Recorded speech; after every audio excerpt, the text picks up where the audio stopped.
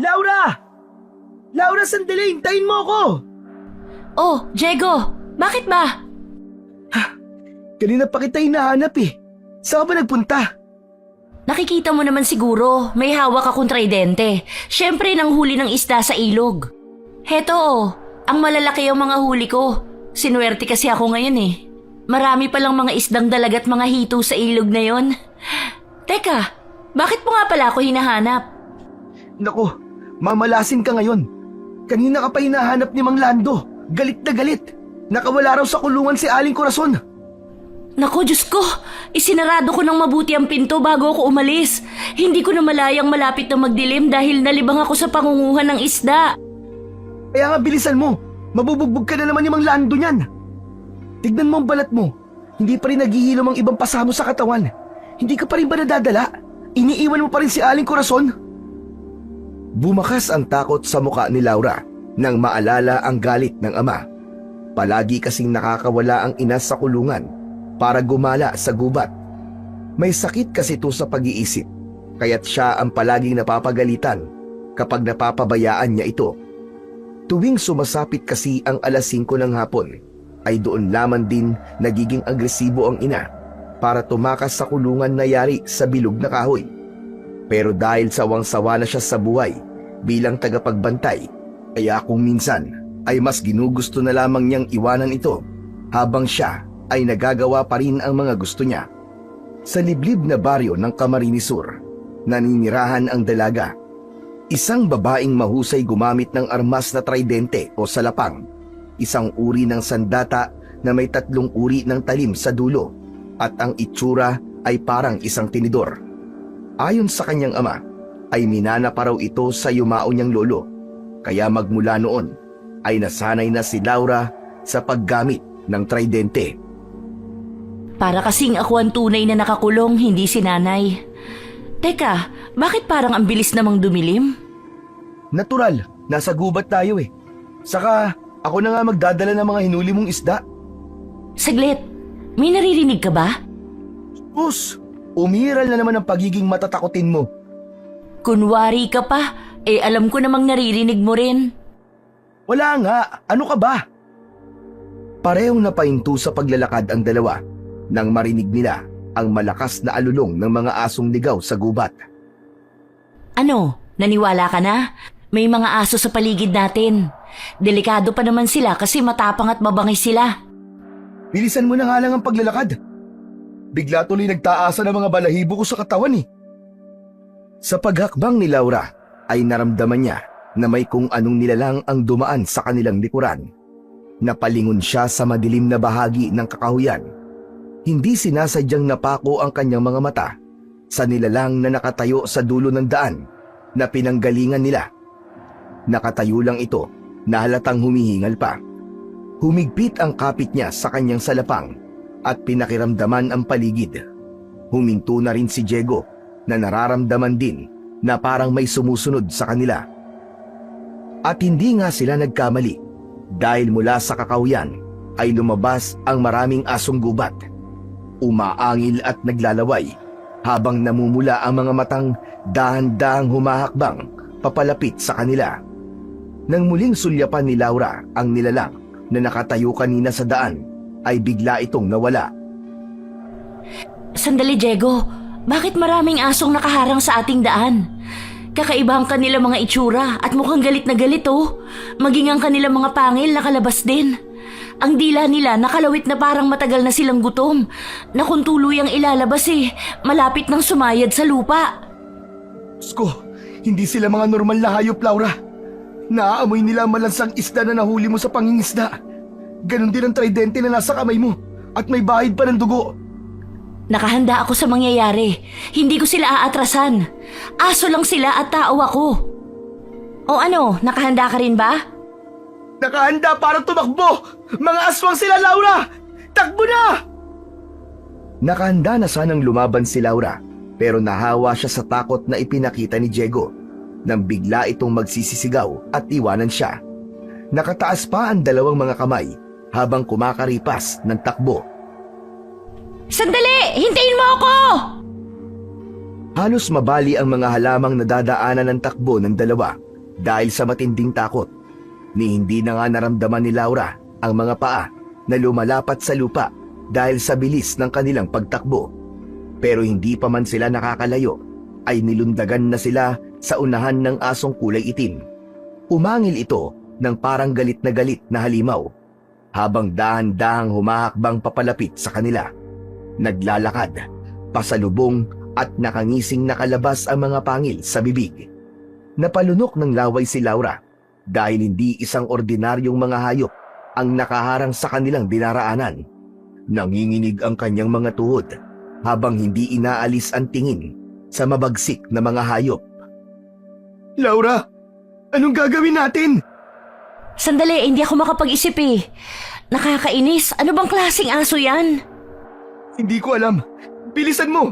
Ano kaya kung ibigay ko na lang sa kanila mga nahuli mong isda? Baka ito talaga ang gusto nila eh. Wag, para kay nanay yan eh. Sa tingin ko tayo ang gustong lapain ng mga yan. Kung hindi ako nagkakamali, ito ang dahilan kung bakit wala na mga taong lumalabas sa ganitong oras ng gabi.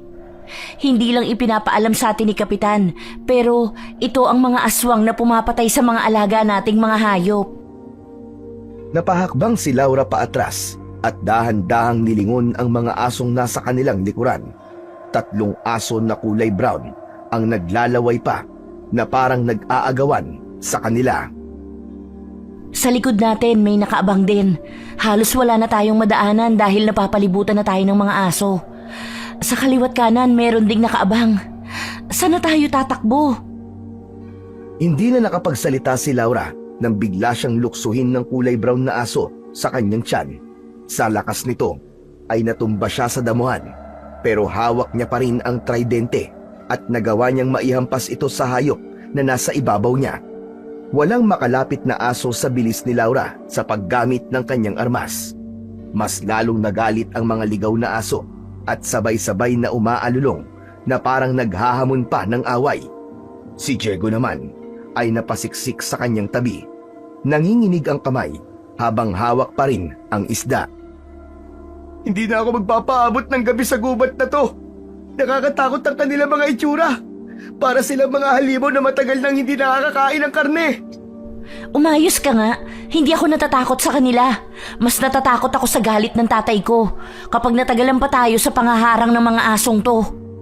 Hindi ko na alam kung ano pa ang idadahilan ko kay tatay. Bakit ba hindi sila tumitigil sa pag-alulong? Ano ka ba, Laura? Ang pag-aalulong nila ay palatandaan ng pagtawag sa mga kasamahan nilang mga aso.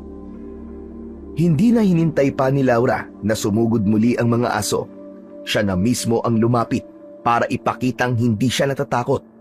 Itinusok niya sa lupa ang tridente. Sa kasinipa, isa-isa ang mga asong gubat. Sa husay at bilis ni Laura, bumulagta sa lupa ang mga aso. Pagkatapos niyang bunutin sa lupa ang kanyang sandata, siya namang itinusok niya yon sa katawan ng nakahigang asong gubat. Umalingaw-ngaw ang tunog ng pag-angin nito. Kaya't si Diego naman natatarantang nagtago sa malaking katawan ng puno habang pinanonood si Laura na lumalaban sa mga halimaw. Sabay-sabay na umatake ang mga aso kaya't nakagat siya sa damit. Ang isa naman ay sa kanyang braso tumama ang pangil dahil ito ang ginamit niyang pansalag. Sinira mismo ni Laura ang laylayan ng kanyang damit para makawala sa pangil ng aso, pero hindi na siya nakagalaw nang tumalon ang kulay itim na aso sa kanyang harapan para sana ay sunggaban siya.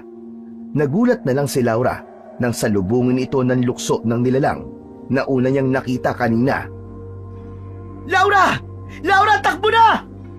Sandali! Bitawan mo ang kamay ko! Paano ang babaeng nagligtas sa buhay ko?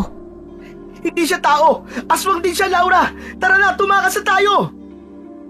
Tama ang mga sinabi ni Diego kay Laura dahil ang babaeng may magulong buhok, matulis na mga kuko, kulubot ang balat at may mabahong amoy ay isang tunay na aswang.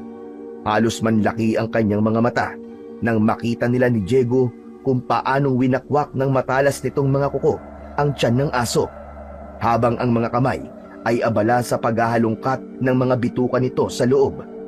Walang kahirap-hirap nitong dinukot ang puso ng aso Mas lalong gumapang ang kilabot sa buo niyang katawan nang sinimulan ng aswang na kainin ang mga bituka. Hindi kagad sila nakagalaw sa mga nakita. Ang iba pang mga aso ay kumaripas din ng takbo nang masaksihan kung paanong nilapa ang aso sa harap mismo nila. Dinig na dinig nila ang pagmuya ng halimaw na parang ngumunguya lang ito ng makunat na laman. May mga dugo pang umaagos sa bibig nito, pero dinidilaan lang nito na parang sarap na sarap pa sa lasa. Takbo na! Umalis na tayo dito! Dahil kapag naubos niya ang katawan ng aso, tayo naman ang papatayin niya! Ha? Taka lang natauhan si Laura sa sobrang pagkabigla sa mga nakita. Nang marinig ng aswang ang boses si Diego, ay mabilis itong lumingon sa kanila. Ngumisi ang halimaw na may mga dugo pa sa bunganga. Mabilis itong tumayo at hinabol sila. Diyos ko! Hinahabol tayo ng aswang! Diego, takbo! Halos mabingi sila sa sarili nilang mga boses dahil sa matinding takot.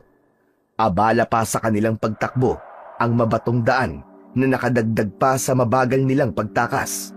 Malalaki ang kanilang mga akbang at wala nang pakialam kung saan sila dadalhin ng kanilang mga paa. Patuloy pa rin ang aswang sa paghabol habang lumilikha ng kakaibang ungol na parang isang asong nauulol. Hindi ba napapagod ang mga aswang na yan? Ayaw tayong tantanan na! Malapit na niya tayong maabutan. Ang bilis niyang tumakbo, Diego! Mabilis din ang tibok ng kanilang puso sa takot na baka maabutan sila ng aswang. Gusto tuloy niyang magsisi kung bakit nangisda pa siya at nalibang sa panguhuli. Hindi na sana siya inabutan ng dilim sa gubat. Idagdag pa ang kaba sa galit ng ama sa kanya at kung paano niya hahanapin ang ina. Hanggang naramdaman nilang wala nang sumusunod sa kanila. Sandali silang tumigil at inilinga ang paningin sa paligid habang habol ang mga hininga. Bigla siyang nawala. Hindi na niya tayo hinahabol. Salamat naman sa Diyos. Diyos ko, akala ko katapusan na natin. Teka, nasa na mga nahuli kong isda? Diego naman eh. Bakit mo hinayaang mahulog? Para kay nanay yun eh. Naku naman, tao ka pa ba ha? May isip ko pa ba ang isda mo kung may humahabol sa atin na aswang? Baka nga kaya di na tayo hinabol eh, dahil iniligtas tayo ng isda. Yun ang pinuntiryan nila. Huwag mo na nga akong pinaglololo ko. Mauuwi lang sa wala lahat ang mga pinaghirapan ko. Teka Laura, maiba ko. Akala ko talaga kanina, iniligtas tayo ng aswang na yun. Maraming namamatay sa akala. Baka nga nag-aagawan pa sila sa karne natin.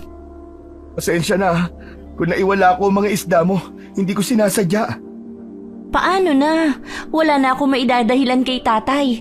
Hindi na siya maniniwalang nang huli lang ako ng isda dahil walang ebidensya. Eh di pa naman itong kahoy na pinagtuhugan mo ng isda eh. Iniangat ni Diego ang sanga ng bayabas sa kanyang muka at iwinigayway yun na parang nakakaloko. Halos ang ulo na lang ng hito ang natirang nakatusok sa kahoy. Dismayadong napapailing si Laura habang iginagala ang paningin sa paligid. Grabe, sobra na talaga ang pagkamanhid ng balat mo. Ni hindi mo napansin na may sugat ka sa braso. Teka, parang kagat yan ng aso. Naku, lagot. Kailangan malagyan kagad ng gamot yan o di kaya tambal para matanggal ang makamandag na laway ng hayop. Ano namang tambal ang sinasabi mo? Isang uri yun ng kulay itim na bato. Idinidikit yun sa sugat na may kagat ng aso, ahas at iba pang makamandag na hayop. Kusang sinisip-sip ng bato ang lason. Si Lolo Dubino, siyang nakakaalam kung paano gagamitin ang tambal. Halika, sumama ka sa akin. Kailangan ko munang umuwi. May problema pa ako sa bahay. Isa pa, hahanapin ko rin si nanay. Sasamahan kita. Kailangan gamutin pa rin ang sugat mo. Paano kung maging aswang ka rin kagaya nila? Imposibleng maging aso ang tao. Huwag kang dumagdag sa pag-aalala ko. Totoong sinasabi ko, Laura. Saka lang naramdaman ni Laura ang pagod at pag-aalala para sa kanyang sarili. Muli nilang ipinagpatuloy ang paglalakad hanggang sa makarating sila sa tapat ng kanilang bahay. Gawa ang bubong sa pawid at ang dingding naman ay gawa sa pinangkol na dahon ng sasa. Maganda rin ang kanilang balkonahe na yari sa kawayan at nilagyan ng disenyong paekis. Sa labas ng bakuran nila ay makikita ang mga halamang namumulaklak tulad ng gumamela. Malayo ang bahay nila sa bayan. Wala rin silang mga kapitbahay dahil mas pinili ni Mang Lando ang tumira malayo sa mga tao. Matatagpuan ang kanilang kubo sa gitna mismo ng gubat. Ito ay para mapangalagaan ang kanyang inang may sakit sa pag-iisip. Mukhang wala pang tao sa inyo ah. Patay kasi ang ilaw nyo sa labas. Diyos ko, lagot na. Siguro hinahanap na ni tatay si nanay. Ay, ano nang gagawin ko? Mag-aaway na naman kami ni tatay. Wala kang gagawin kundi tanggapin ang kasalanan mo. Hintayin mong dumating si Manlando. Dating gawi, dito na muna ako magtatago sa itaas ng puno ah. Hindi rin naman ako makakauwi dahil sa mga nangyari sa atin kanina eh. Magkaibigan na sina Diego at Laura simula pa ng mga bata sila. Madalas itong magpalipas ng gabi sa itaas ng puno ng mangga dahil malago ang mga dahon doon. Hindi ito napapansin ng kanyang ama. Sa tuwing pinagagalitan siya o nasasaktan ni Mang Lando, mabilis na sumasaklolo si Diego sa kanya. Hindi niya alam kung bakit, pero naging mabait sa kanya ang kaibigan. Siguro ay naghahanap lang din ito ng kapatid sa katauhan niya, kaya palagi siya nitong tinutulungan sa tuwing may problema siya. Pagpasok niya sa loob ng bahay, ay wala nga ang kanyang ama. Hinapalan niya muna ang luma nilang gasera na nakasabit sa dingding ng balkonahe, saka sinindihan ng posporo. Kumalat ang liwanag sa buong bahay at nakita niyang nakabukas pa ang pintuan ng kulungan ng kanyang ina. Hindi niya na halos mabilang kung ilang taon nang nakakulong si Aling Corazon sa rehas na kahoy at hindi rin niya madalas malapitan ang ina, lalo na kapag nagwawala ito. Sa gabi naman na maliwanag ang buwan ay wala itong tigil sa pag-iyak na parang nasasaktan.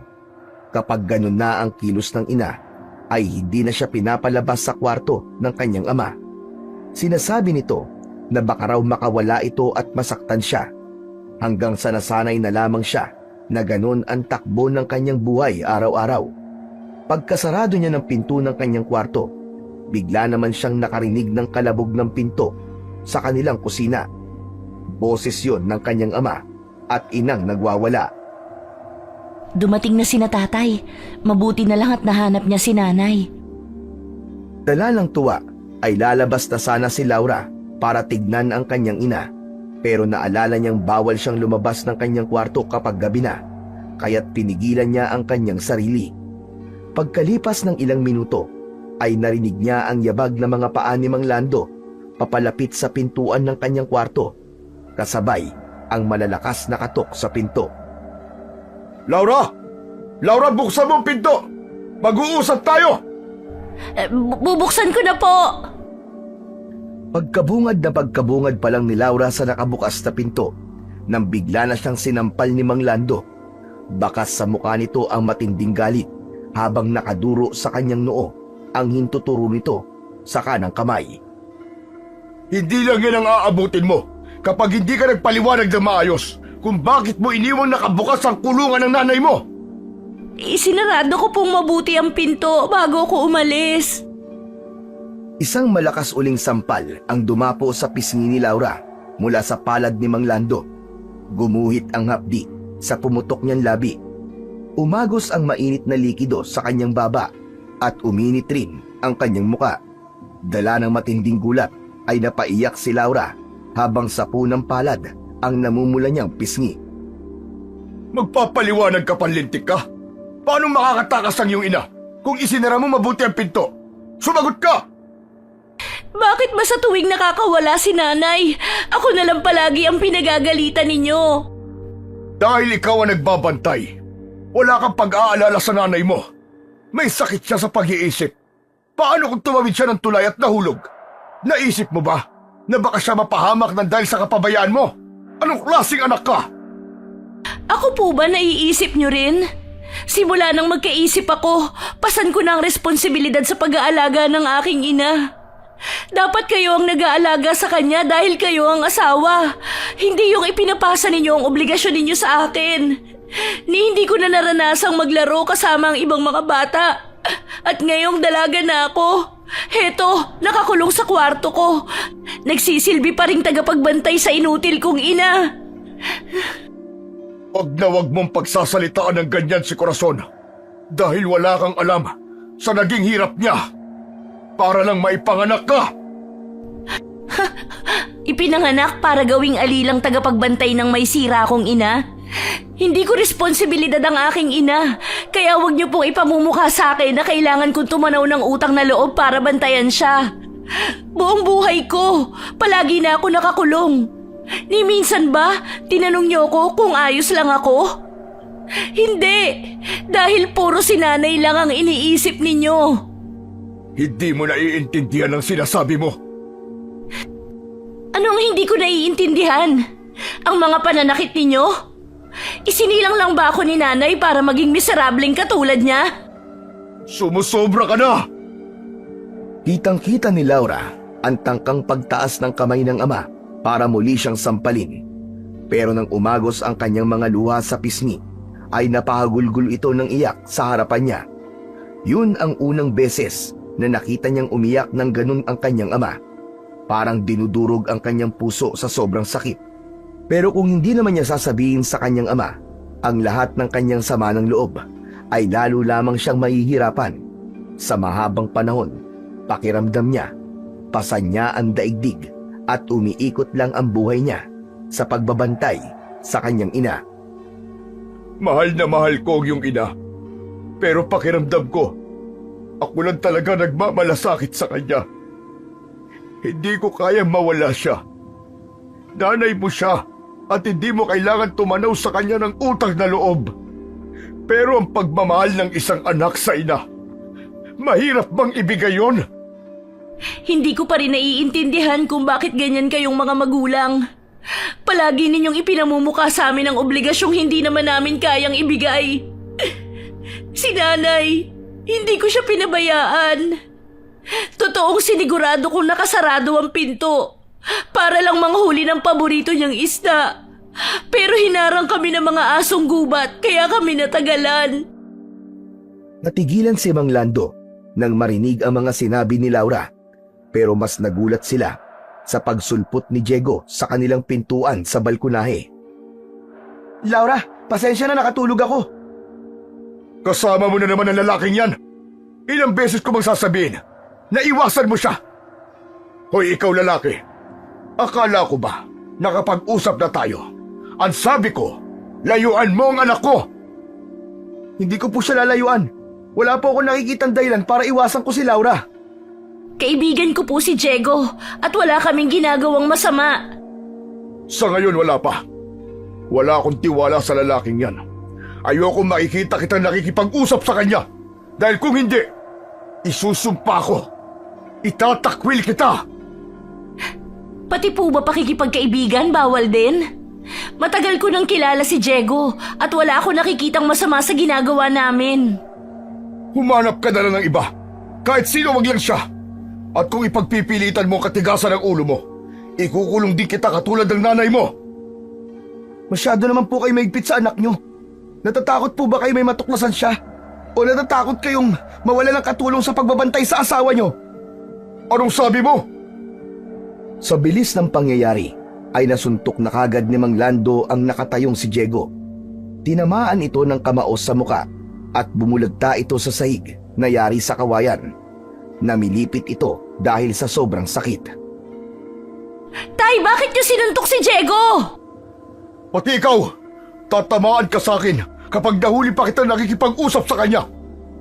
Paalisin mo ang lalaking yan sa pamamahay natin. Kung ayaw mo pati ikaw ay palayasin ko. Iniwanan muna ng masamang tingin ni Mang Lando ang nakahigang si Diego bago ito lumabas ng bahay at umalis. Awang-awa naman si Laura sa kaibigan, kaya't nilapitan niya ito habang hawak pa rin ang mukhang tinamaan ng suntok.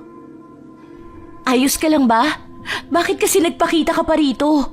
Akala ko ba sa itaas ka lang ng puno? Bakit hindi ako magpapakita?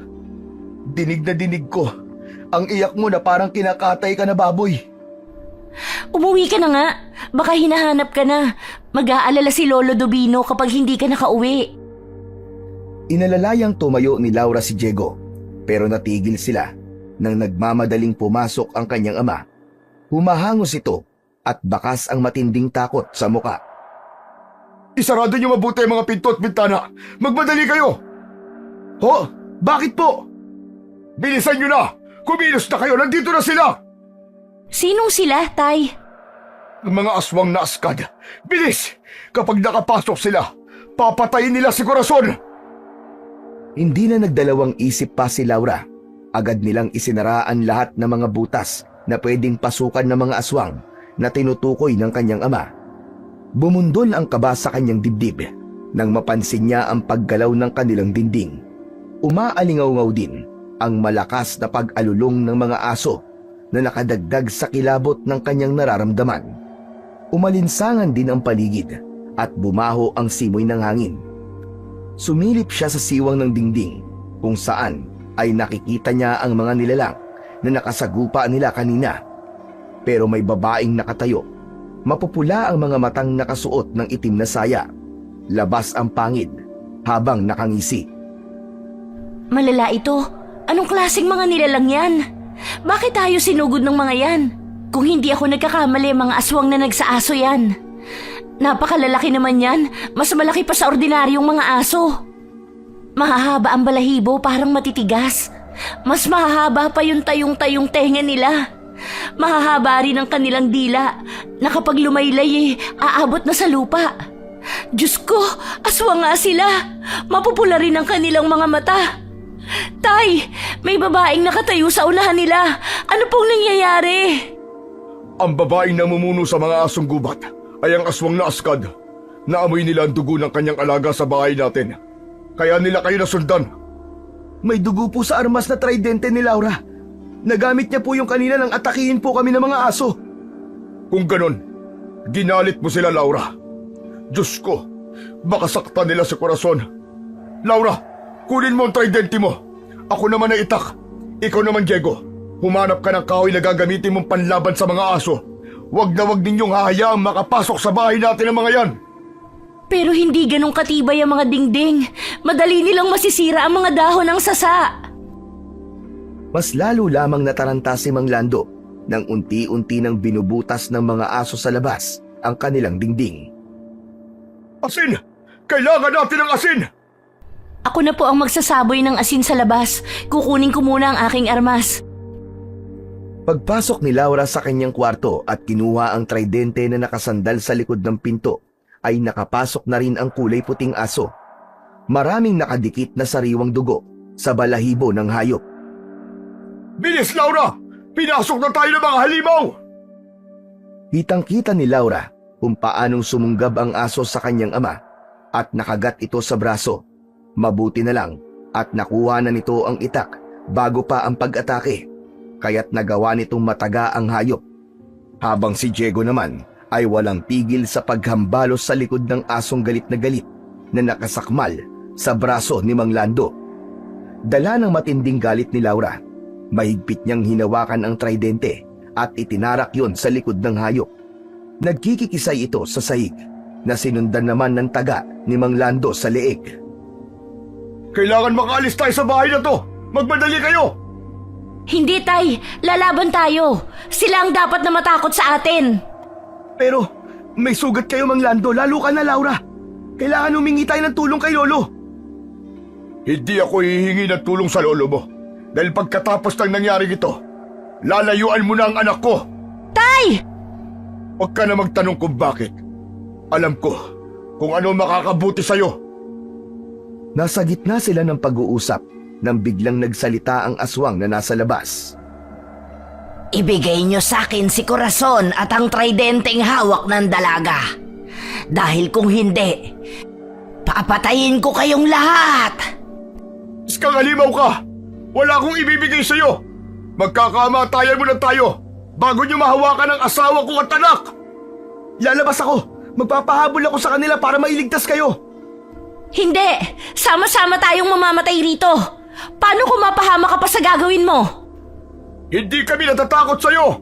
Ikaw ang umalis kung ayaw mong durugin namin ang mga alaga mo! Dahil sa mga narinig, ay mas lalong nagalit ang aswang. Itinaas nito ang mga kamay, tanda ng pagsugod at pag-utos sa mga aso na pasukin ang bahay ni Laura at Mang Lando. Kasabay ng malakas na sigaw ni Aling Corazon sa nakasaradong kulungan nito. Nagwawala ito, napilit binubuksan ang pinto. Pupuntahan ko muna nanay mo. Kayo na ang bahala dito. Mag-iingat kayo. Biglang bumukas ang bintana sa tapat ni Laura at iniluwa nito ang mga asong nakapasok sa kanilang loob. Mga nag-aagawan sa paglapit sa kanila. Kaya agad na iwinasiwas ni Laura ang hawak niyang tridente na tumatama sa katawan ng mga sumusugod na aso. Sinira na rin ng iba pang mga aso ang mga dingding at pinto ng kanilang bahay. Tumakas na kayo! Bilisan niyo na! Ako nang bahala dito! Hindi ka namin iiwan. Isasama ka namin ni tatay sa pagtakas. Mas lalong naguluhan si Laura nang siya lang ang pinupuntirya ng mga halimaw. Nilalampasan nila si Diego at sa kanya galit na galit. Iniangat niya ang sandata para iamba sa mga aswang. Nang bigla namang lumabas sa pinasukang pinto ng kanyang ama ang pamilyar na nilalang. Sinugod ng babae ang mga asong kumakalaban sa kanya. Sa harap niya mismo nilapa nito ang mga aso na nagpupumiglas dahil sa pag-atake mismo ng kanyang ina. Nay! Uminto sa paglapa sa aswang ang kanyang ina, pero imbis lumingon sa kanya, ay mabilis itong tumakbo palabas ng bahay. Laura! Pigilan mo ang nanay mo! Hindi nakagalaw sa kinatatayuan si Laura kahit naririnig niya ang boses ni Mang Lando. Gulat na gulat siya sa kanyang nasaksihan at parang umurong ang kanyang dila. Nangilid ang kanyang mga luha habang nakatingin kay Aling Corazon na nakikipaglaban sa mga halimaw. Bigla itong nawala sa dilim dahil hinabol nito ang mga asong gubat na kumaripas ng takbo palayo ng dahil sa takot. Tatayo ka na lang ba dyan? Hindi mo man lang ba hahabulin ang iyong ina? Wala man lang po ba kayong sasabihin? Bakit ganun ang itsura ni nanay? Bakit ganun ang kilos ng aking ina? Wala akong panahong magpaliwanag sa'yo. Hindi ko alam ang sinasabi mo. Aswang si nanay. Hindi ako tanga, tay. Alam kong aswang si nanay. Siya rin ang nilalang na nakita kong humabol sa amin ni Diego kanina. Sumagot kayo. Huwag na kayong magsinungaling. Hindi aswang si Corazon. Hindi aswang ang iyong ina. May sakit lang siya sa pag-iisip, kaya hindi niya alam ang kanyang ginagawa. Paano niyo maipaliliwanag ang kulay ng kanyang mga mata? Magulong buhok, matutulis na kuko at mahahabang pangil. Itatanggi niyo pa rin ba ang mga nakita ko? Hindi aswang si Corazon, naiintindihan mo? Kaya hanapin na natin ang nanay mo bago pa siya mapahamak sa kamay ng mga aswang na askad. Bago mapahamak o bago mambiktima ng tao? Matagal na ninyo akong niloloko. Kung gusto nyo, kayo ang maghanap sa aswang na yon. Wala na akong pakialam. Paano mo yan nasasabi sa sarili mong ina? Kahit na ano pa ang kanyang itsura, hindi magbabago ang katotohanan ng nanay mo pa rin siya. Kung talaga matigas ang iyong puso, sige, pabayaan mo siya. Pero ako, hahanapin ko siya dahil mahalaga siya sa akin at mahal ko siya. Tama na po, tama na! Huwag na po kayo magtalo. Ang kailangan lang natin gawin ay mahanap si Aling Corazon. Delikado ang buhay niya sa pinuno ng aswang. Halatang nagpapahabol lang sila para madala ang nanay mo sa gubat. Kapag may nangyaring masama sa nanay mo, hinding-hindi kita mapapatawad. At huwag kang magsisisi sa huli. Ako ang palaging masama. Wala na akong pakialam. Sukan-suka na ako sa pagiging anak ninyo. Pagkatapos marinig ni Mang Lando ang mga sinabi ni Laura, ay tumalim ang mga tingin nito sa anak. Sa kapahablot na inagaw ang hawak na tridente ni Laura. Akin na ang armas ko. Hindi ito nararapat sa walang pusong anak na kagaya mo. Sana pinabayaan ka na lang ng iyong ina na mamatay. Nagpalaki kami ng anak na hindi marunong tumanaw ng utang na loob. Akin na yan! Ibigay niyo sa akin ang tridente ko! Ibalik niyo sa akin yan! Tuluyan nang lumabas si Mang Lando sa bahay. Dala ang hawak nitong tridente, saka tumakbo sa madilim na bahagi ng kakahuyan. Naiwan si Laura na halos pigil ang sariling hininga habang nakatingin sa dinaanang pinto ng ama. Hindi mo dapat pinagsalitaan ng ganun ang ama mo, lalo na ang iyong ina. At anong gusto mo? Matuwa ako sa mga kasinungalingan nila? Walang sakit sa pag-iisip ang aking ina. Dahil ang totoo, isa siyang aswang, Diego. Niloko nila ako. Matagal nilang inilihim sa akin ang katotohanan. Kaya pala hindi niya ako pinalalabas ng kwarto ko. Dahil ayaw niyang makita ko kung paano magpalit ng anyo ang aking ina. May nagbago ba? Kung totoong aswang nga si Aling Corazon, hindi mo na ba siya ina? O kung halimaw siya, hindi mo na rin ba siya nanay? Hindi mo naiintindihan kung ano ang nararamdaman ko. Nararamdaman ko, Laura. Nararamdaman ko. Naiintindihan ko ang hirap na pinagdaraanan mo. Masakit, pero wala ka magagawa. Hindi mo maitatama ang lahat. Dahil nangyari na. Anak lang tayo. Ang ina, kahit gaano pa man siya kasama, siya pa rin ang nanay natin. Ngayon, kung sa pagmamatigas mo kay Aling Corazon ay mamapanatag ang loob mo, sige, huwag mo siyang hanapin. Pero huwag kang iiyak kapag napahamak siya. Dahil sa mga narinig ni Laura sa sinabi ng kaibigan, ay bumundol ang kaba sa kanyang dibdib. Hindi siya nagpahalata kay Diego na nag-aalala rin sa kanyang ina. Susundan ko si Mang Lando at ibabalik ko rito si Aling Corazon. Hindi ko hahayaang mapahamak sila nang dahil sa mga aswang na yon. Nakita ni Laura ang tapang sa mga mata ni Diego. Buong-buo ang loob nitong dinampot ang itak at iniwan siyang mag-isa. Saka lang din pumatak ang mga luha niya sa mata. Ano ba ang dapat kong gawin? Bakit pakiramdam ko ako pa ang masama? Tuluyan na ngang napahagulgol ng iyak si Laura habang pinagmamasdan ang mga nagkalat na dugo ng aso sa sahig.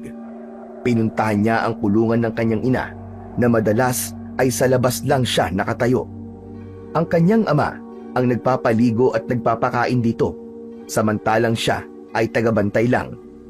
Bakit hindi niya nakikita ang sakripisyo ni Mang Lando sa kanyang ina? Puro na lang siya reklamo, samantalang ang kanyang ama ang mas nahihirapan, lalong-lalo na sa pagtatago sa kanya ng katotohanan. Dinampot niya ang kainan ng ina. Hindi kanin o prutas, kundi sariwang karne ng manok ang nakita niyang nasa pagkainan nito.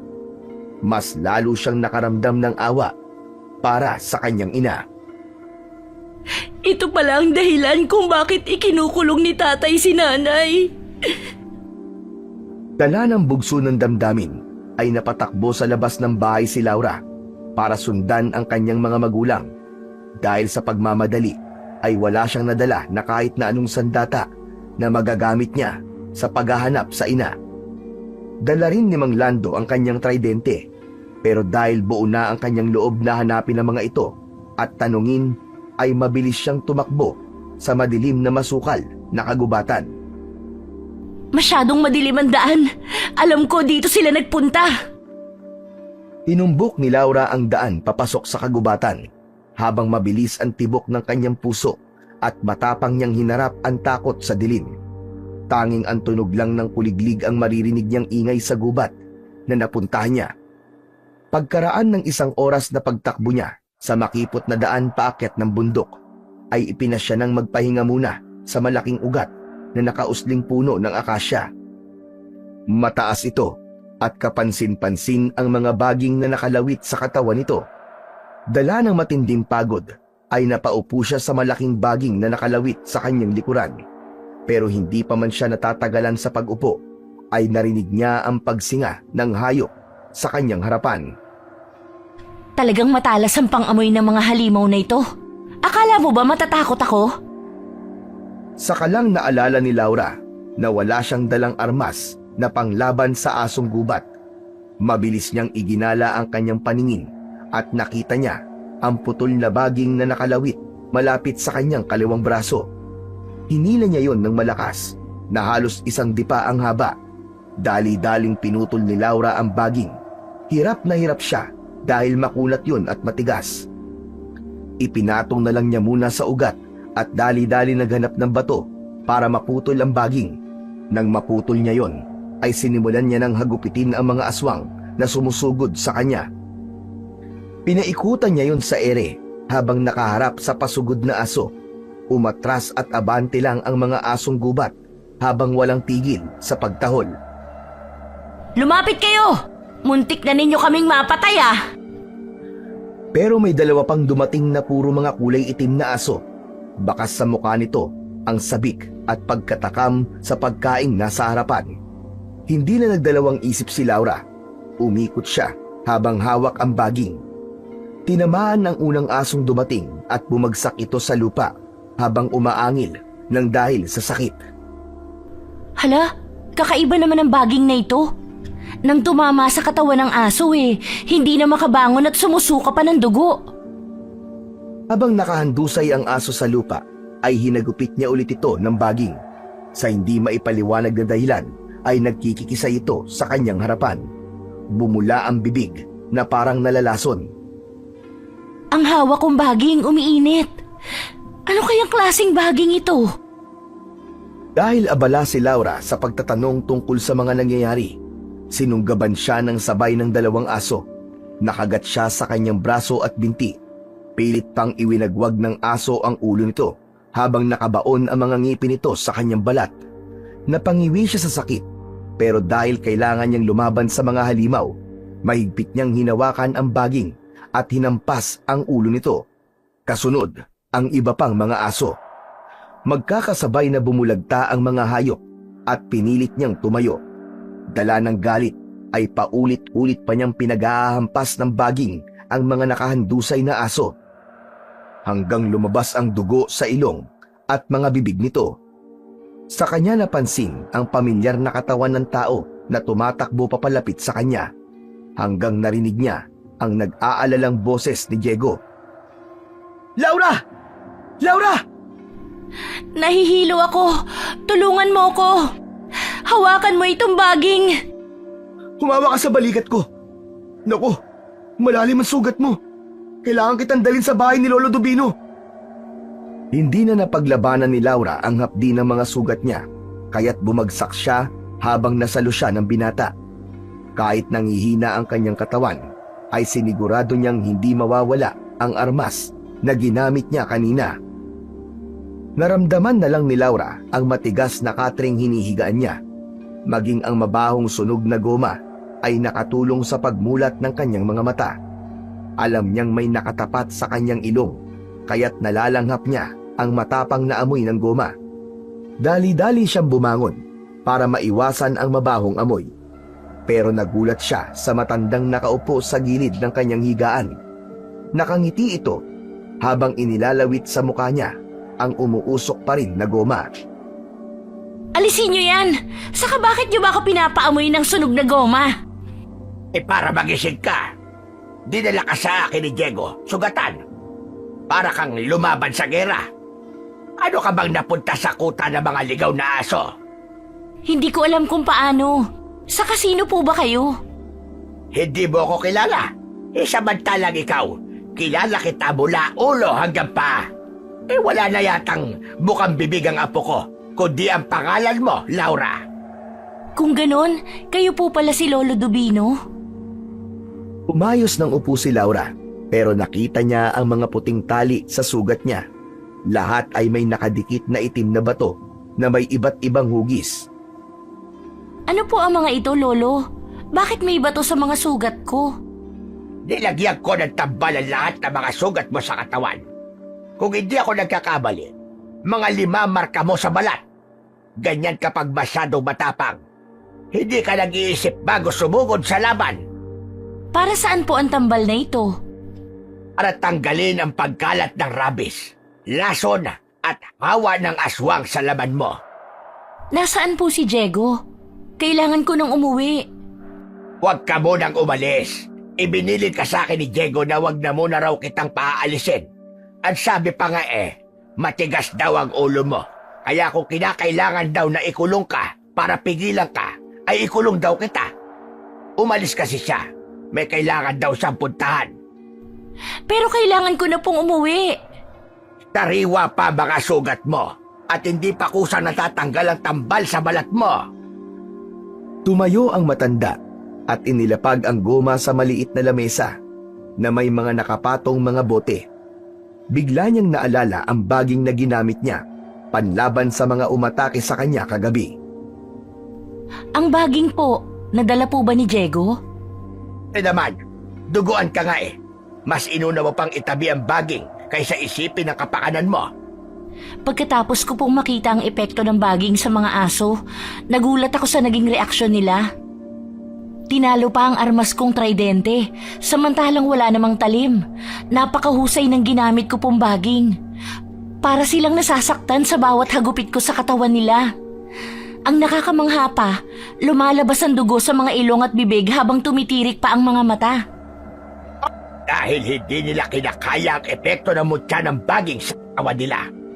Mutya po? Oh, tama ka. Mutya ng baging na hindi mo sinasadyang makita. Natutuwa akong sabihin sa'yo na kusang natagpuan mo ang matagal ko nang hinahanap na kakaibang mutya laban sa mga aswang na askad. Hindi ko po kayo maintindihan, Lolo. At na siguro mga nakita mong kakayahan ng baging dahil yon sa mutyang nasa loob nito. Lumapit si Lolo Dubino sa kanyang tabi at dinampot ang baging na nasa kanyang ulunan. Kasing bilog lang yon ng braso ng bagong panganak na sanggol. Malambot at magaspang naman ang balat dahil sa butlig-butlig sa katawan nito. Kulay lupa na may mabangong amoy. Kumuha si Lolo Dumino ng punyal sa ibabaw ng lamesa at hiniwa ng maliit ang dulo ng baging. O sige, silipin mo ang loob ng baging at makikita mo ang isang uri ng bato na nasa loob ng katawan nito. Sumunod siya sa utos ng matanda. Nakita niya ang kumikislap na bato sa loob nun. Kulay lila po na may kulay puting tuldok sa gitna. Iyan ang mutya na naging dahilan ng pagkamatay ng mga aso. Sa pamamagitan nito ay hindi ka basta-bastang maaamoy ng mga aswang na askad. Bakit po aswang na askad ang tawag sa mga aso? Hindi ang aso ang askad, kundi ang babaeng nag-aalaga sa kanila. Siya ang aswang na pinapakain ng mga asong ligaw. Kadalasan, inuutusan nila ang mga alaga nila para maghanap ng mabibiktima. Kung pamilyar ka sa mga halimaw na sigbin, ito ang katapat na aswang ng mga askad. Ang pagkakaiba lang, aso ang ginagamit nila. Ang malala sa mga askad, kumakain sila ng kapwa aswang, lalo na kung ito ay naging halimaw nang dahil sa hawa ng aswang. Biglang sumagi sa isip ni Laura ang kanyang ina na unang hinihingi ng pinuno ng mga aso. Kung ganun po, Lolo, aswang na askad ang aking ina? Paano mo nasabing aswang ang iyong ina? Dahil pilit siyang kinukuha sa amin ng pinuno ng mga aso. Pati ang hawak kong tridente gusto rin niyang agawin. Kung totoo ang mga sinabi ninyo, balak gawing pagkain ng aswang ang aking ina. Hindi agad nakapagsalita si Lolo Dubino sa mga sinabi ni Laura. Umiwas na lang itong tanungin muli ng dalaga. Hindi ako makapaniwalang anak ako ng isang aswang. Huwag kang magalit sa iyong ina, maging sa iyong ama. Ang isipin mo ngayon ay kung paano mo silang matutulungan bilang isang anak. Gaano po ba kalaki ang utang na dapat pagbayaran ng isang anak sa kanyang mga magulang? Hindi utang at hindi rin dapat kabayaran, kundi ipakitang anak kanila. Yun ang tunay na pagtanaw ng utang na loob. Hindi naghihintay ng kapalit. Husang ibinibigay ng anak ang buong pagmamahal. Sa tao nagpakita ng pagmamahal sa iyo, hindi rin obligasyon ng isang anak ang pagbibigay ng tulong sa mga magulang, kundi pagpapakita ng pagmamahal bilang anak. Alam kong yan ang tumatakbo sa iyong isip. Po? Iniisip mong pagod ka na. Ayaw mo maging magulang sila, hindi ba? Pero sila, hindi ka nila ipagpapalit kahit kanino. Itakwil mo sila. Magalit ka sa kanila. Batuin mo ng masasakit na salita. Hindi ka nila matitiis. Kaya nga munti ka na mapahamak, di ba? Dahil sa paghahanap mo sa kanila. Dahil anak ka. Tuluyan nang napahagulgol ng iyak si Laura sa harap ni Lolo Dubino. Sakto naman na sumilip sa pintuan si Diego. Nag-aalala ito nang makita siyang umiiyak. Lolo, ano pong ginawa niyo sa kanya? Por Diyos por Santo, pagkatapos mo akong utusan para bantayan siya, itatanungin mo ko ng ganyan. Damuho kang bata ka. Bakit nga po, Lolo? Wala nga. Aba, ang mabuti pa'y lumabas na muna ako. Totale, nasabi ko na mga gusto kong sabihin. Saan ka ba nagpunta, Diego? Hinanap ko si Mang Lando at Aling Corazon. Pero wala talaga eh. Sa laki ba naman ng gubat na to? Mahirap silang mahanap. Baka nakauwi na sila. Nagpunta ka ba sa bahay? Yun na nga ang inaalala ko eh. Tuluyan ang sinira ng mga aswang ang bahay nyo. Diyos ko, saan ko na sila hahanapin? Ganun? Hinanap mo sila? Kaya bunti ka na mapahamak? Oo, kaya nga nakuha ko itong baging. Ang sabi ni Lolo, may mutya raw ito na makakatalo sa mga aswang. Kaya nga nagulat ako na mapadaan ako sa lugar na yun. Narinig ko kasi mga ungol ng aso. Yun pala ay gawa ng baging. Teka, ano na ang plano mo ngayon, Laura? Hahanapin ko sila. Ibabalik ko sila sa bahay. Pero hindi pa magaling ang mga sugat mo. Biglang sumingit sa usapan ang bumalik na matanda. May dala itong baso na may lamang kulay pulang likido. Inumin mo muna itong katas ng lipute o maligang dito sa Bicol. Mabisang pantanggal ito sa kirot at pamamaga ng sugat. Magagawa mo ng kumilos kapag nakainom ka na nito. Mas lumapit pa si Lolo Dubino para ibigay ang baso na may lamang lipute. Ang lipute o maligang ay isang uri ng prutas na hugis bilog. Kulay itim at ang lasa ay maasim. Kaya nang sumayad ang katas sa lalamunan ni Laura, ay halos mapangiwi siya sa sobrang asim. Oo naman, hindi lang madalas gamitin dahil ang akala ng iba ay simpleng prutas lang. O ano, natanggal na pala ang tambal sa balat mo. Ayan, ibig sabihin, wala nang lason o kumandag sa mga sugat mo. Oo, Diego, pagkakataon mo na itong sumama sa kanya. Kung tama ang narinig ko na hindi mo nakita ang mag-asawa, nangangahulugang nasa mga kamay na ng mga askad ang iyong mga magulang. Kailangan mong mahanap agad sila bago pa mahuli ang lahat. Pero saan ko naman po sila hahanapin? Sa lugar kung saan mo nahanap ang mutya, tayo ng mga aswang at ang puno ng akasya ang siyang binabantay ng mga aso para walang makakuha sa iniingatan nilang mutya. Pero dahil nakuha mo na, wala na sila sasayanging oras para kalabanin ka. Hindi ko na po matandaan kung paano ako nakarating doon. Sasamahan kita, Laura. Alam ko kung paano makakapunta sa lungga ng mga halimaw. Habang mataas pa ang araw ay maglakad na kayo. Mas mahirap maglakad kapag madilim na. Ang mabuti pa, Diego, dalhin mo tong kawayan na may tela sa dulo. Ito ang gamitin yung pang-ilaw sa daan kung sakaling dumilim ang paligid. Pagkatapos maihanda ang mga gagamitin, ay saka naman naalala ni Laura na wala ang tridente sa kanya. Ang mabuti pa, ikaw na ang gumamit ng tridente ko, Laura. Ang bisa ng mutya sa baging ay makatutulong din sa inyo sa paghahanap. Mahihirapan na silang lumaban sa inyo kapag hawak na ninyo ang mga yan. O siya, mag-iingat kayo. Ang kahinaan ng mutya ay ang dugo ng nagmamayari nito. Kaya sikapin mo, Laura, na hindi ka na ulit masusugatan dahil mawawalan ng bisa ang kakayahan ng mutya. Pero kung natuluan ito ng dugo mo at buo ang loob mo sa mutya, magagawa nitong patayin ang mga aswang. Sige po, Lolo. Ikaw naman, Diego, mag-iingat ka. Tatagan mo ang loob mo at huwag kang magpapadala sa emosyon mo. Matatakotin po ito, Lolo. Mas natatakot akong sakta ng mga mahal ko sa buhay. Hindi ko alam kung anong gagawin ko. Pakiramdam ko para akong sangkalan sa dalawang nag-uumpugang bato. Pero mas papanigan ko ang kabutihan kaysa sa kasamaan. Ano bang pinagsasasabi mo? Hindi ako sanay na ganyan ka. Tara na nga. Nagpatiunang maglakad si Laura, kaya't hindi na niya napansin ang pag-aalala sa mukha ni Diego.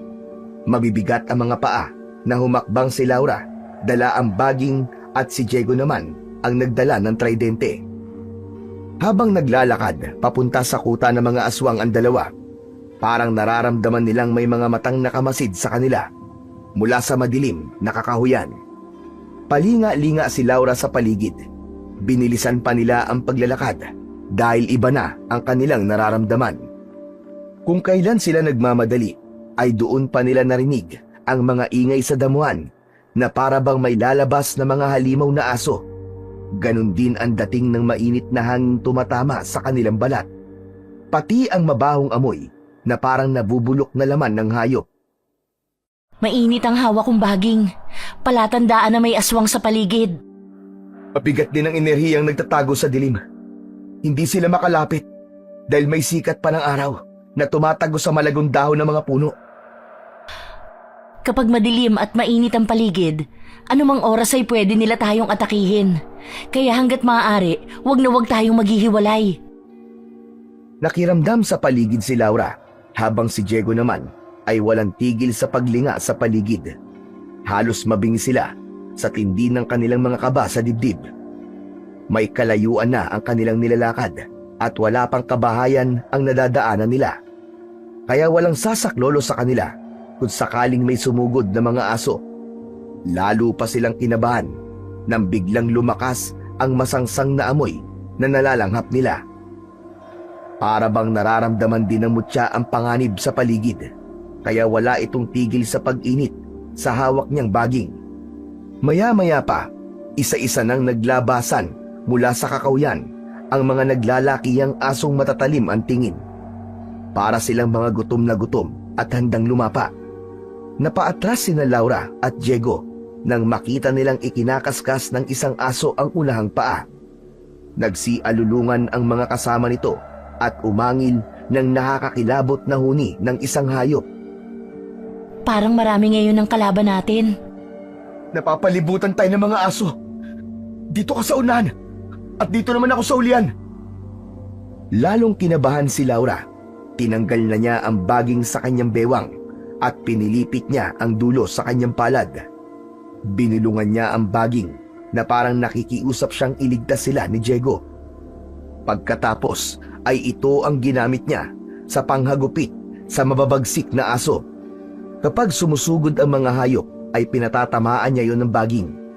Umuungol ang aso kapag natatamaan dahil sa tindi ng sakit na dulot ng hampas ng baging na may mutya. Parang matalim na sandata ang katumbas ng dulo ng baging. Para itong latigo na nakakahiwa at nagiiwan ng malalim na sugat sa katawan ng mga aso. Matindi rin kung lumatay. Bawat hagupit niya sa mga aso ay lumalakad sila. Pasugod na parang ipinapakita nilang matapang at palaban sila. Parang hindi sila nauubos kahit napatumba ko na ang ibang mga aso. Parang pinipigilan nila tayong umalis.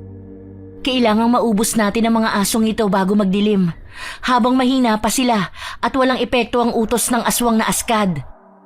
Hagupitin mo lang sila ng baging at ako naman na magtatarak ng tridente sa mga katawan nila. Bigla na lang natumba si Diego sa kinatatayuan nito nang mahagip ng kulay itim na aso ang binti ng binata. Kitang-kita ni Laura kung paanong bumaon ang pangil sa balat ng kaibigan at dahil nabitiwan ang tridente, siya na mismo ang tumarak sa leeg ng asong nakakagat pa rin sa binti ni Diego. Ay, ang sakit! Grabe namang kamalasan to! Patingin nga, nakita ko kasing malalim ang kagat pero hindi man lang dumugo. Natural, apo ko ng antingero syempre. Hindi ako basta-basta masusugatan. Pero nakita ni Laura ang pagkakabaon ng pangil ng aso sa binti ng kaibigan. Kaya't imposibleng konti lang ang lumabas na dugo dito. Kaya mo bang tumayo? Oo, hindi naman malalim ang sugat eh. Nang tignan ni Laura ang mga aso, ay nawala na ito. Hindi pa rin sila nakakatagal sa sikat ng araw. Tara na, kailangan na natin magmadali. Ginamit na tungkod ni Diego ang tridente para makapaglakad ito ng maayos, kaya't nawala ang pagdududa sa dibdib ni Laura nang makitang nasaktan si Diego at nagkukunwaring malakas sa harap niya. Pagkalipas ng kalahating oras, sa wakas ay narating na nila ang puno ng akasya. Pinagmasdan niyang mabuti ang mga baging na nakapalupot sa katawan nito. Pagtungo niya sa ugat, ay nakita niyang nandoon ang tridente na dinala ni Mang Lando. Bumundol ang kaba sa dibdib ng dalaga, nandamputin ang dating sandata. Pinagmasdan niya yung mabuti at nakitang may bahid ng dugo ang hawakan nito na yari sa kahoy. Diego, may nangyaring masama kay tatay. May dugo ang hawakan ng aking tridente. Sandali lang, hindi pa tayo sigurado kung kay Mang Lando nga ang dugo na yan. Baka sa mga aso yan o kaya naman baka nasugatan lang si Mang Lando tapos nakaligtas siya. Sana walang nangyaring masama sa kanila. Hindi ko mapapatawad ang aking sarili kapag napahamak sila. Ang sama kong anak. Huminaon ka nga muna. Huwag mong sisihin ang sarili mo.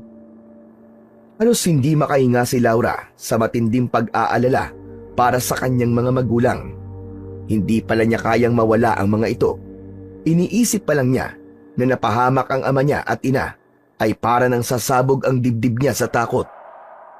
Muling naglakad ang dalawa para hanapin ang mag-asawa hanggang sa marating nila ang isang uri ng kuweba na may mga nakatayong kawayan sa gilid ng daan. May umuusok pa sa dulo ng kawayan. Palatandaan, nakapapatay lang ang sindi ng mga sulo. Maingat silang pumasok sa pintuan ng kuweba, pero bigla siyang pinigilan ni Diego. Teka Laura, mapanganib sa loob. Hindi natin masyadong makita ang daan. Sa ganitong madidilim na yungib, malakas sa mga nilalang dahil nasasagap din nila ang mga enerhiyang nanggagaling sa labas. Hindi na ako makapaghintay na makita ang mga magulang ko. Wala na akong pakialam. Ang gusto ko ay mahanap sila. Kaya nakikiusap ako. Tulungan mo ako. Pero, naputol ang sasabihin ni Diego nang marinig nila ang boses ni Mang Lando sa loob ng kuweba. Nakikiusap itong pakawalan si Aling Corazon. Tinabig ni Laura ang kamay ni Diego na pumipigil sa kanyang braso at tinakbo ang kinaroroonan ng ama. Tay! Nay! Malapit na ako! Hintayin niyo ako! Halos madapa siya sa mabatong daan papunta sa loob. Pigil din ang kanyang hininga na nagpapahina naman sa kanyang tuhod.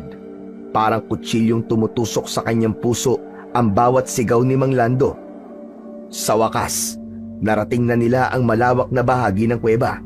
May mga sulo na nakapalibot na nakadikit sa dingding. Sa gitna ay ang nakagapos na kanyang ama. Walang damit pang itaas, kaya kitang-kita niya ang mga sugat sa katawan nito, habang ang kanya namang ina ay nakagapos din sa higaan na yari sa bilog na kahoy. Kung ibinigay mo lang ang tridente at ang asawa mo, hindi ka na sana madadamay. Pakawalan mo ang asawa ko, halimaw ka! Hindi ako makakapayag na gawin mo ulit sa asawa ko ang mga ginawa mo noon! Sinira mo ang buhay niya! Wala akong pakialam sa mga kadramahan mo. Ang mahalaga, mabuhay ako. Uunti-untiin ko ang pagkain sa kanya. Marinig ni Laura ang sinabi ng aswang, ay napilitan na siyang magpakita dito. Bakas sa mukha ng kanyang ama ang pag-aalala nang makita siya. Bakit ka pa sumunod dito, Laura? Hindi ka ba nag-iisip? Mapapahamak ka! Dahil hindi ko kayo matitiis. Hindi ba ito ang kailangan mo? Ang aking tridente! Pwes, agawin mo kung kaya mo! Talaga palang hinahamon ako ng anak mo. Masyado ka yatang nagmamalaki. Huwag mo siyang idamay. Wala siyang kinalaman dito. Matapang ka lang dahil nakatali ang mga magulang ko. Lumaban ka ng patas, halimaw ka! Tapusin mo na ang laban! Ako na ang haharap sa aswang na ito! Sige na Laura! Pakawalan mo na ang mga magulang mo! Huwag kang makialam dito! Bakit hindi ako makikialam? Sila ang pamilya ko! Nang marinig ng aswang ang mga sinabi ni Diego, ay nagwala ito. Sinugod nito si Laura na nakatayo habang hawak ang tridente. Pero dahil malakas ang aswang, ay nagawa nitong makuha ang armas na nasa kamay niya. Halos nahirapan si Laura na ilagan ang pag-atake ng kalaban dahil malikot ang liwanag na nagmumula sa mga sulo. Sa pagsigaw nito na parang alulong ng aso, nag-unahang pumasok ang mga alaga nitong mga hayop. Kung hindi siya nagkakamali, ay 7 mga itim na aso ang lumapit sa kanila. Tumakas na kayo! Pabayaan niyo na ako! Si Corazon! Sige na! Siya na lamang ang iligtas niyo! Pareho kayong buhay na aalis sa kuwebang to, Mang Lando. Gagawin ko ang lahat para wala na masaktan sa pamilya mo, Laura! Inarap ni Diego ang mga asong nagtatangkang sumugod sa nakataling si Mang Lando.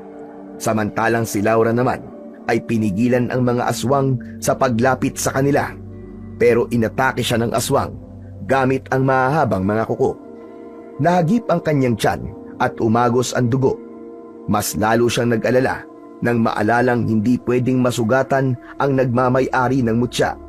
Kaya't tinanggal niya ang baging na nakapalupot sa kanyang bewang. Pinaikot niya yun sa ere. Wala na siyang pakialam kung may bisa o wala ang mutya.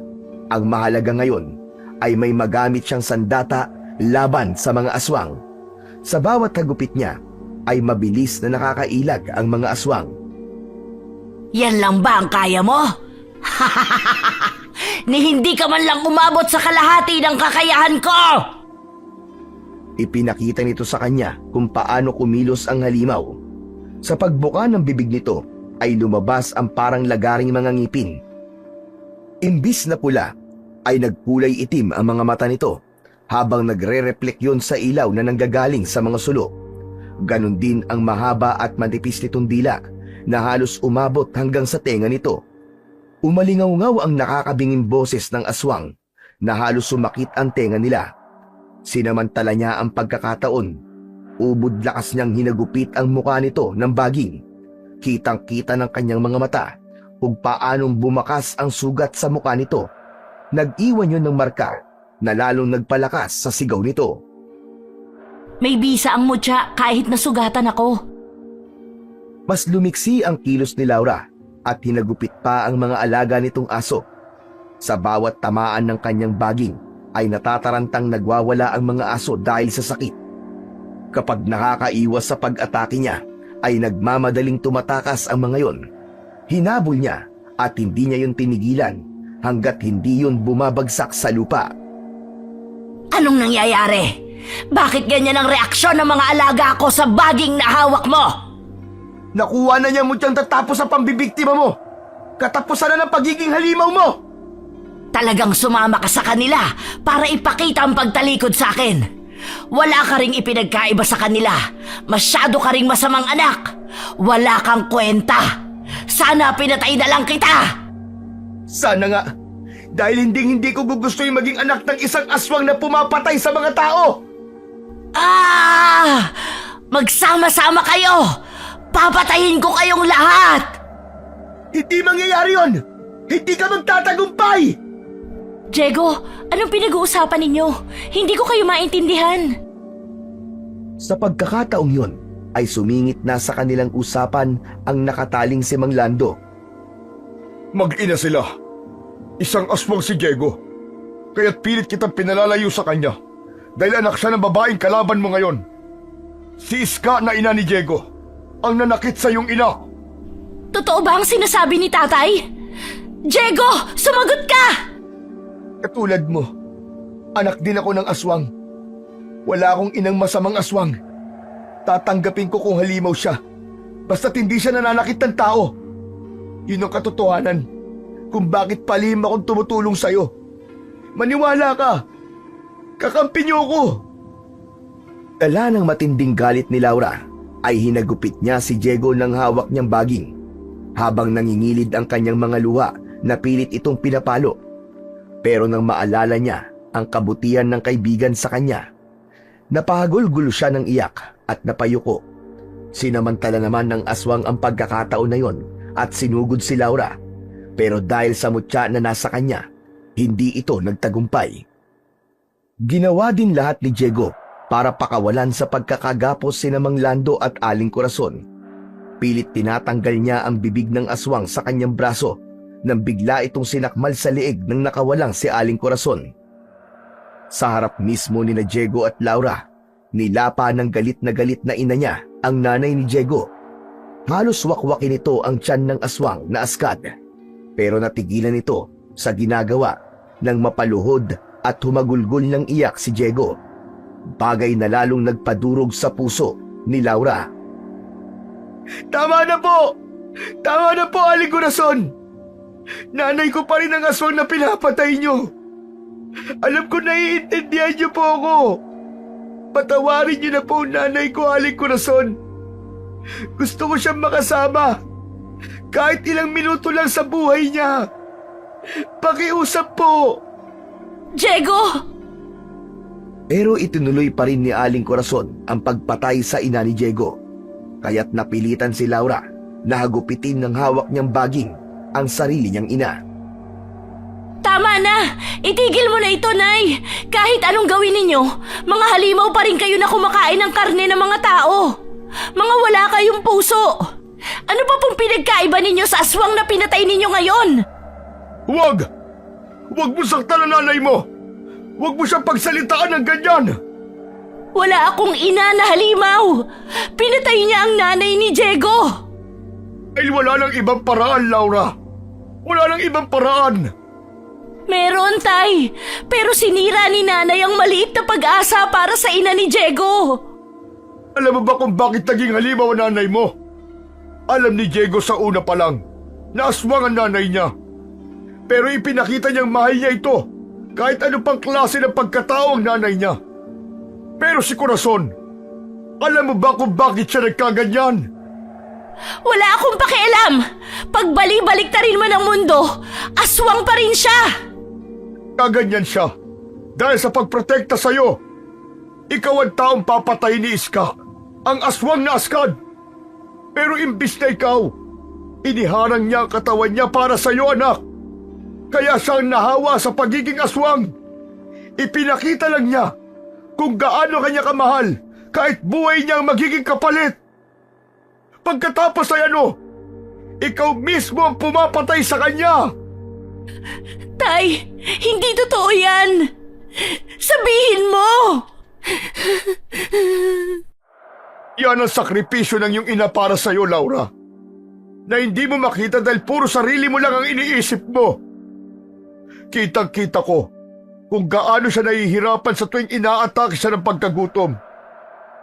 Kung nagwawala siya dahil yun ang oras ng pagiging aswang niya. At nung gabing nakawala siya sa kulungan, kahit dumudugo ang kanyang kamay sa pagsira sa harang, nanaig pa rin ang puso ng isang ina. Hindi totoong umalis siya para kumain ng tao. Yun ay para iligtas ka.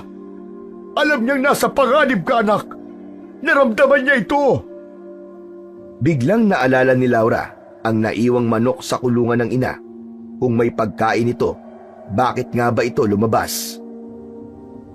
Bakit hindi ko yun nakita? Patawarin niyo ko, Nay!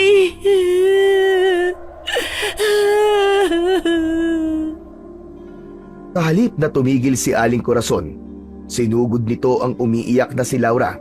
Imbis na hagupitin niya ng baging ang ina, ay sinalubong niya ito ng yakap. Pinakalma ng maigpit niyang mga braso ang pagwawala ng kanyang ina. Nay! Tama na! Ako ito, Nay! Si Laura, ang inyong anak! Patawarin ninyo ko! Nay, hindi ko sinasadyang saktan kayo! Paulit-ulit na binigkas ni Laura ang salitang nanay sa puno ng tenga nito habang umiiyak, hanggang naramdaman niya ang pagkalma ng katawan ng ina. Gumanti yun ng yakap sa kanya at humagulgol ng pag-iyak. Saktong may isa pang aso na papasugod sa kinaroroonan nila nang humarang si Diego at itarak sa leeg ng aso ang hawak nitong tridente. Laura, nakilala ka ni Corazon. Bumalik na siya sa dati. Diyos ko, marami pong salamat. Palang araw, ay mapapatawad niyo rin ang aking ina bilang pagbabayad sa kasalanang nagawa niya.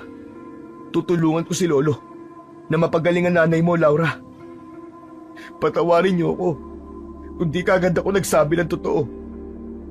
Idinaan ko na lang sa pagtulungan lahat ng mga nagawang kasalanan ng nanay ko.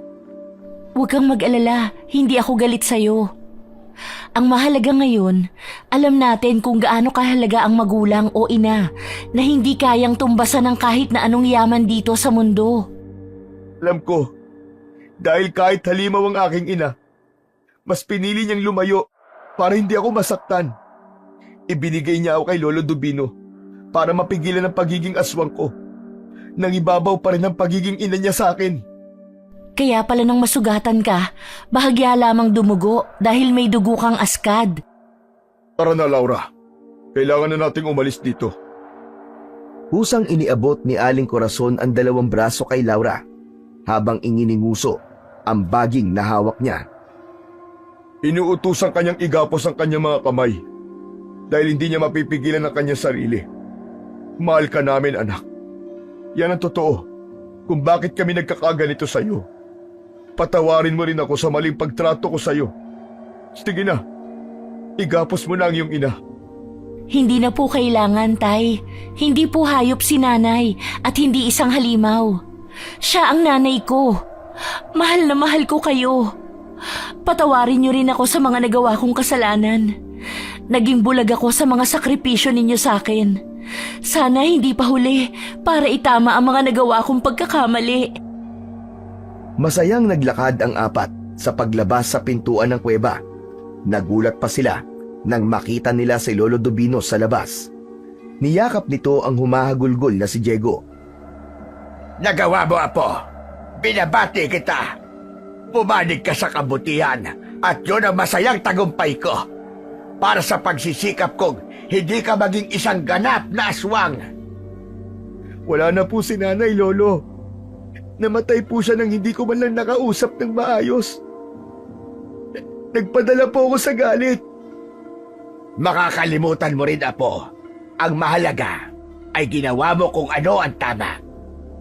Matatahimik rin siya at mapapatawad sa naging kasalanan niya. Halika na, Laura. Kailangan maggamot na kagad ang mga sugat mo. Tara na, Diego. Gamutin mo rin ang sugat mo sa binti. Magkakasamang nilisan nina Laura, Mang Lando, Diego, Aling Corazon at Lolo Dubino ang binging saksi sa pagpatay nila sa aswang na askad. Walang nakakaalam sa totoong naganap sa abandonadong kuweba sa probinsya ng Camarines Sur. Ang pagmamahal ng isang ina ay walang kasing kislap kahit pa ang mga bituin sa kalangitan. Tayong mga anak, hindi natin naiintindihan ang sakripisyo ng mga magulang kapag hindi pa natin nararanasan kung paano ang maging isang ina o ama. Pero kung bubuksan natin ang ating puso at isipan, makikita natin at mararamdaman na ang tunay na obligasyon ay ang pagpapakita ng pagmamahal at pag-aaruga sa kanila. Saludo sa mga nanay at tatay na kayang magsakripisyo ng buhay para sa kanilang mga anak.